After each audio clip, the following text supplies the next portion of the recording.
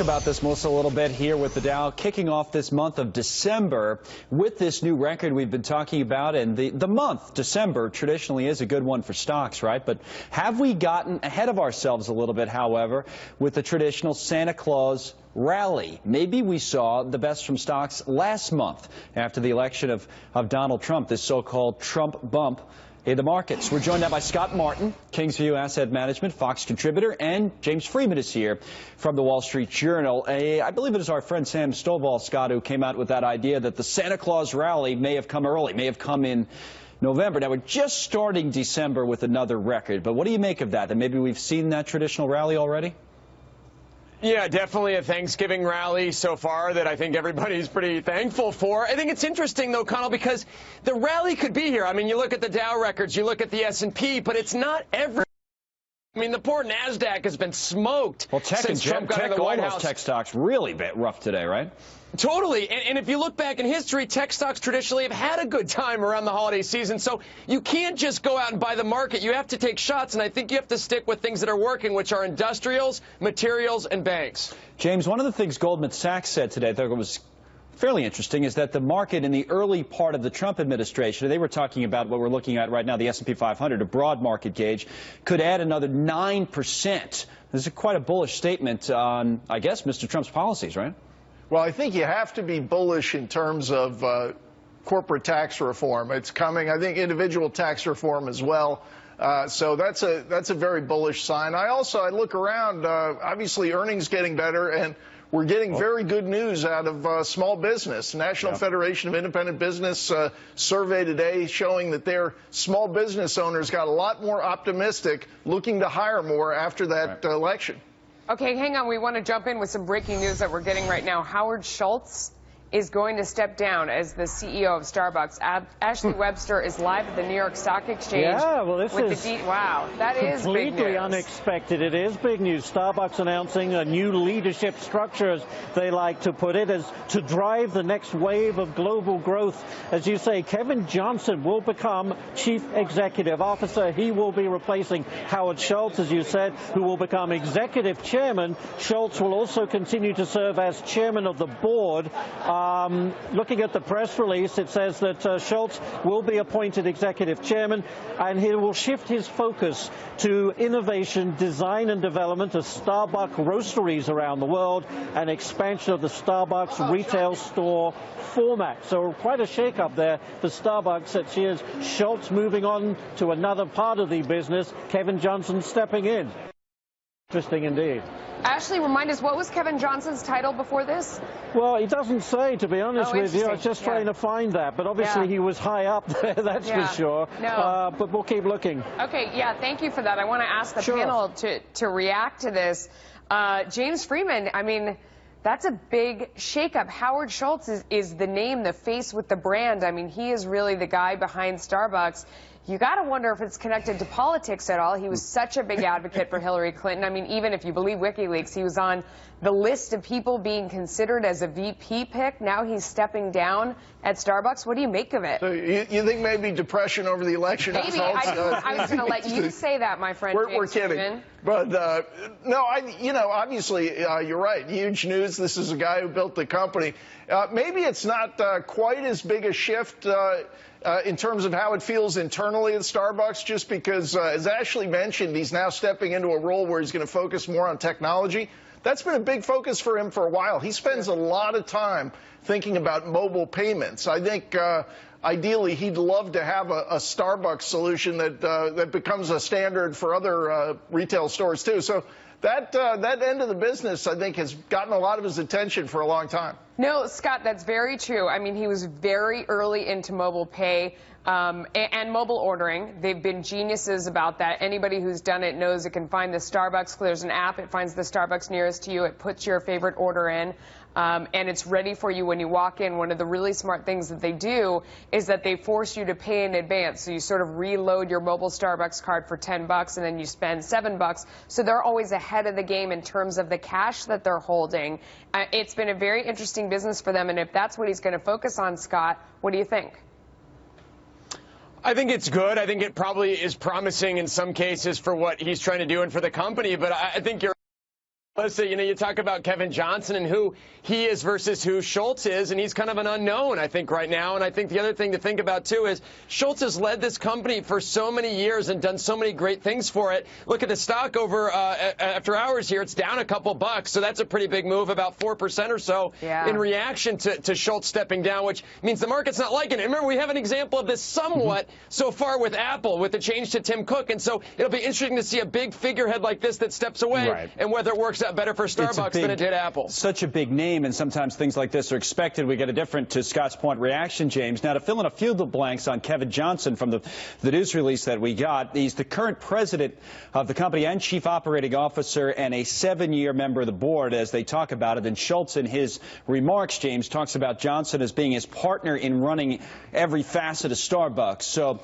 I think it was you that said a few moments ago, sometimes behind the scenes we don't know exactly how companies are running unless we're there working for them. So very well, this could be the guy that was pretty much running Starbucks on a day-to-day basis already, right? Yeah, I think it might feel very smooth in terms of the company and how they operate now. And I guess I'd just like to add to everything that's been said, what a marketer Howard has been. I don't think he's a coffee drinker. I could be wrong about that, but just great at knowing what the customer wants. I have to admit, I really thought the $4 cup of coffee was a fad, but you look at their brilliance with their brand extensions, the way he has built that brand and found a way to make it just an experience that people love going into those stores. So maybe that creative end, you always wonder when you get these kind of transitions from sort of the visionary company builder to more of the COO type. Do they still have that creativity to create the next product? And that'll be a question there. Okay, I'd also add one thing on Johnson, because I think it's kind of interesting, because obviously Scott, Martin, everybody's going to focus on Howard Schultz, but Johnson's has 30-plus years, from what I'm reading at least, in the technology industry, including 16 at Microsoft and 5 years as the CEO of Juniper Networks. So that was what Melissa was talking about a few moments ago for the future of the company, and moving in many ways. Obviously, it's a coffee company, towards using technology, app-based, and all these other things. That this is someone who's obviously Scott experienced in that area already. Johnson. Very much so, and maybe a little bit unknown to the markets yet, with regards to how the stock's reacting, but certainly, Connell, with how the firm or how the company is going to progress forward, it's all about technology. I mean, one of the things that I like that they're still, I think, planning to do is the delivery service, in some of the smaller cities as well. I mean, those are areas of the market that they need to still hit, because I think James brought up an interesting point. It's like, you have Starbucks from 5 years ago and from 10 years ago and today and 5 years going forward, and there's Starbucks everywhere. If they overexpanded, is Schultz trying to really take this company to the next level and keep it from so much expansion and so much burn on the cash side when they expand all these stores? No, it's really true. And James, so that was always the knock on Starbucks, as they said, how many of these places do you possibly need? It's oversaturated. It's on every corner. No one's going to pay that much for coffee. Everywhere along the way, there was always naysaying, and they've continued to expand and grow. What would you think of investing in this company right this second? I mean, we've seen a significant drop since the announcement. Is that an opportunity? Yeah, as an investor, I guess, like I said, I'm maybe not the best judge, because I was never in love with the product, but I understand there are people who really are, and these stores have kind of become centers of local community life in some ways, and I think that's the kind of intangible that you really wonder about with the person who's coming next. Howard, obviously I didn't share his politics, but the guy is a star. I have attended at least one meeting with him where he definitely can command a room. He's a smart, charismatic person, and that's a big part of being CEO as well. Yeah, Scott, I mean, so isn't that interesting? We know so much about his politics, and you don't necessarily always know that about CEOs of consumer brands, because they may not want to put that out there. It could be a turnoff if you don't agree with their politics. But he's always been vocal about where he stands on things. They had, where you write on the cups, they had baristas writing things about sharing and, compassion and whatever at a time when he seemed very anti-Trump. We wondered if that would hurt the brand. It didn't. There's always been controversy around, did they take the Christmas-looking icons off their cups? I mean, they've sort of cycled through so many different situations that seemed politically controversial, and you would hear people reacting, I don't like this, but then you didn't see sales go down. I mean, it seems like it's such a durable brand. What do you think, Scott? Yeah, I mean, the stores are filled with people that probably hate on the company, you know, but that's what they do. They got you. I mean, you know, James talked about it. You know, they get you. I mean, it's great. I love stopping for a cup of coffee on the way to work or, you know, on the way for a walk in the afternoon. I mean, it's just something people do, and it's fun. But I will tell you what's interesting. You asked the question about the investment going forward, Melissa. We own Starbucks at our firm and for our clients, and the revenue's been great. The one thing to keep in mind for Starbucks is that the coffee prices have started to perk up again. You know, they benefited from a lot of low input costs with commodity prices down so much over the last couple of years. Those are starting to tick up again. So how those influence the bottom line in the next couple of years is going to be interesting to how the company's stock performs. It is also interesting to talk about. I mean, some of this may be getting a little bit ahead of ourselves or even exaggerating it to some extent because we've made it a political conversation, which for understandable reasons, James, because that's what Howard Schultz had kind of worn on his sleeve for many years. But is Starbucks' next step to expand more with technologies we've talked about, and this new CEO will take over, Mr. Johnson? April, he would seem to want to go down that path. Or is it to expand almost culturally and in different parts of the country, maybe where Starbucks is not as popular, where people shun at it and say, you know, I'm not paying $4 or $5 for a cup of coffee, and maybe there's opportunities to do something different from a business perspective and get more of those people in? Or yeah, that's a question. I guess my sense would be probably on the innovation and selling more to existing customers. I would guess. I think they are in pretty much all of your relatively affluent areas. I mean, I guess even for some middle-class consumers, it's become kind of a moment of luxury in your day. But I would think the big store growth is maybe a thing of the past. No, I mean, it's really interesting because it's one of those things that they always, anybody who's doing personal finance, the first thing they suggest to people is stop buying Starbucks and brew your coffee at home, yet no one seems to really do that very much. Let's go back to Ashley Webster. I'm hearing that he has some more details. Ashley. Yeah, it's interesting, Melissa. You know, Howard Schultz said this several years ago. He actually saw into the future and said, look,